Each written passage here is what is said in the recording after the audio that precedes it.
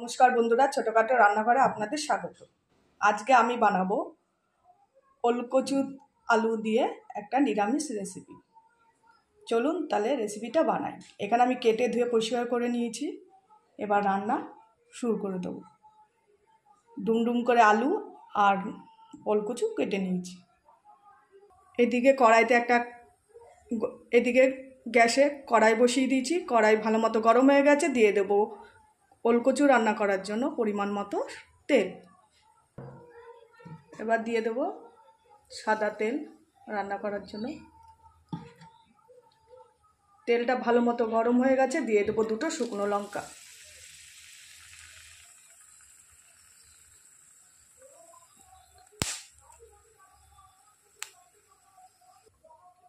এবার দিয়ে দেবো কেটে রাখা আলু আর ওল।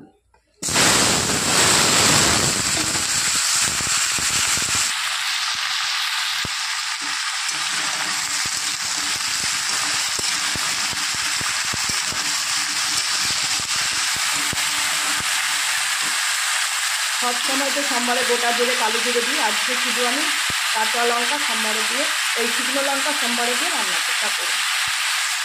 এবার দিয়ে দেবো পরিমাণ মতো লবণ।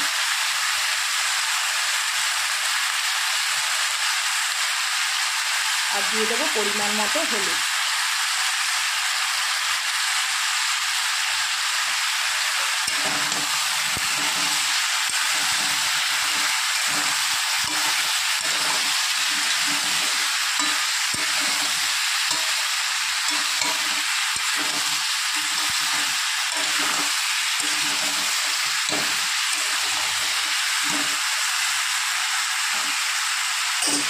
হালকা একটু লাল লাল করে ভেজে নেব।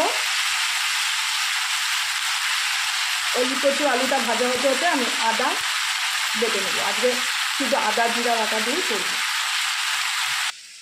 এদিকে আমি আদা, কাঁচা লঙ্কা আর 4টে শুকনো লঙ্কা নিয়ে নিয়েছি। শিলপাটায় বেটে নেব।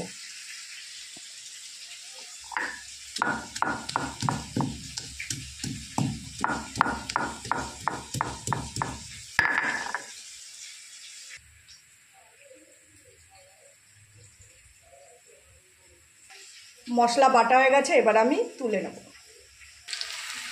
আলু আর ওলকচু হালকা লাল করে ভেজে নিয়েছি। এবার দিয়ে দেবো বেটে রাখা মশলা। এখানে আদা, শুকনো লঙ্কা আর কাঁচা লঙ্কা বাটা। আর এর সাথে দিয়ে দেবো জিরের গুঁড়ো।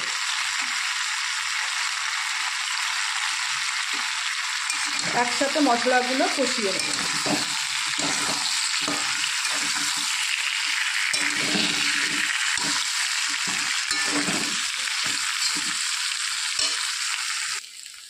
ভালো করে আদা সমস্ত মশলা টশলা দিয়ে আমি কষিয়ে নিয়েছি। যতক্ষণ মশলার গন্ধটা না যাবে ততক্ষণ আমি কষাতে থাকবো।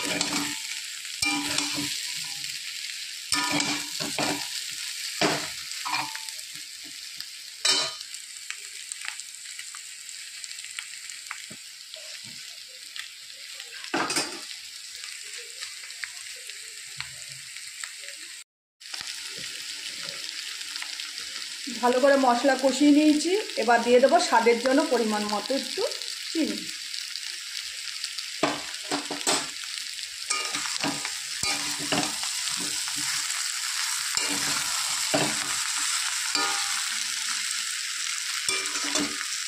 ভালো করে মশলা আমি কষিয়ে নিয়েছি। এবার দিয়ে দেবো পরিমাণ মতো জল।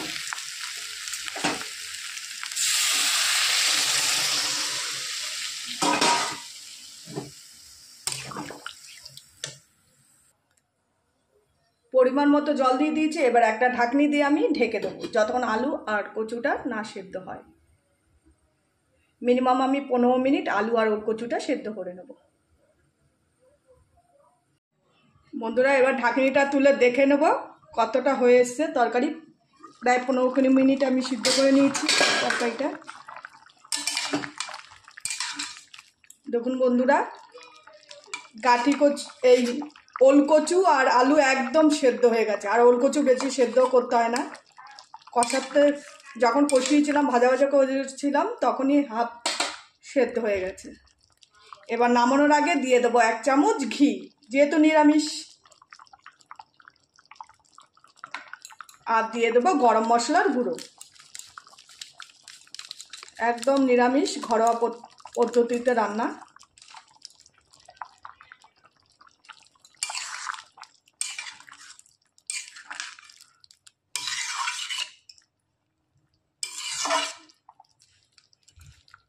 নুন মিষ্টি সব কিছুই আমি দেখে নিয়েছি, এবার আমি নামিয়ে নেব।